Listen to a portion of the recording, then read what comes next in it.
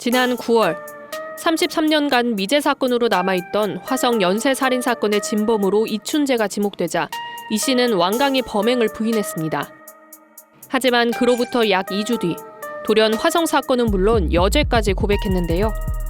무엇이 이춘재의 자백을 끌어낸 걸까요? 경찰은 최면 수사를 받은 버스 안내양의 진술로 이춘재를 압박해 입을 열게 했다고 밝혔습니다. 5차 대면 조사까지도 이 씨가 범행을 부인하는 상황에서 경찰은 7차 사건의 목격자인 버스 안내양에게 최면 수사를 진행했고 당시 용의자 얼굴과 이춘재의 얼굴이 일치한다는 진술이 나온 거죠. 최면 수사, 즉 법최면이란 범죄 수사에 최면을 이용하는 걸 말합니다. 피해자와 목격자의 잠재의식 속 기억을 확인해 수사 방향 설정과 자료 수집을 하는 수사 기법이죠. 미국에선 일찍부터 법최면이 목격자의 기억 회상을 돕는다는 다수의 연구 결과를 내고 수사에 적극적으로 활용했습니다. 1990년대 이후 우리나라 범죄 수사에 본격적으로 실시된 법최면은 강도, 살인사건 등을 해결하는 데 중요한 역할을 해왔습니다. 최악의 미제 사건 중 하나로 불리는 포천 여중생 살인사건.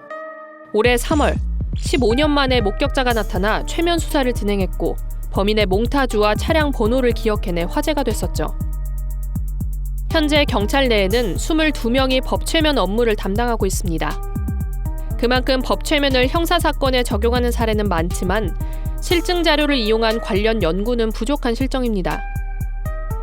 뿐만 아니라 과거 우리나라에선 최면이 오락적 요소로 소개돼 수사기법으로선 의문을 품는 사람이 많습니다. 인식 자체가 저는 그렇게 좋지는 않습니다. 고의적으로 이렇게 체면을 걸어가지고 좀 악의적으로 뭐 탈취를 한다거나 뭐 그런 도둑질하는 거 봐가지고 그런 부분에서 좀 신뢰하지 않는 부분이 있죠. 비과학적인 치료법이라고 생각이 제일 먼저 드는 것 같아요.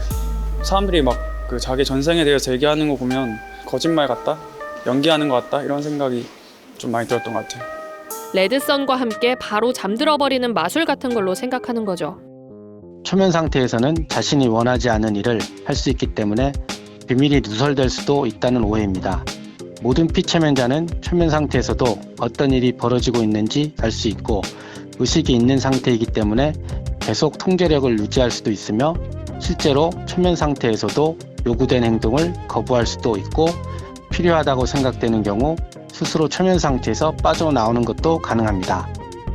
최면 수사 과정은 매우 체계적이고 과학적입니다. 먼저 최면자와 피최면자 사이의 신뢰관계, 즉 라포르가 형성되면 면담을 통해 이완 단계를 거칩니다.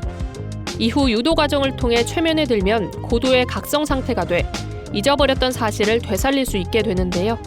이때 피최면자의 의지가 중요하기 때문에 사건 해결에 비협조적인 피의자보단 피해자나 목격자를 대상으로 진행합니다.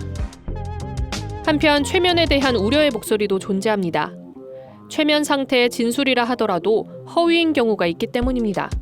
1989년 미국에서 에일린 프랭클린은 아버지가 친구 둘을 죽였다고 최면 상태에서 진술해 그를 무기징역에 처하게 했지만 이후 거짓 증언이라는 게 밝혀졌죠.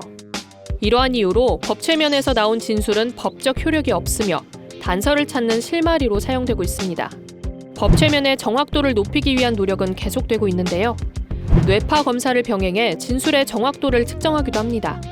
일반적으로 초면 상태의 뇌파는 세타파나 알파파의 상태를 말하는데 뇌파 검사를 통해 각성 상태의 진술인지 초면 상태의 진술인지를 확인할 수 있어 도움이 될 수 있습니다. 국립과학수사연구원 관계자는 범죄 관련 물적 단서가 부족한 상황에서 범죄 피해자와 목격자로부터 단서를 얻는 것이 중요하다며 법최면이 사건 관련 내용을 회상하는 데 도움을 준다고 설명했습니다. 치밀한 범죄가 증가하는 요즘, 인적 증거를 확보하는 법최면의 활용이 기대됩니다.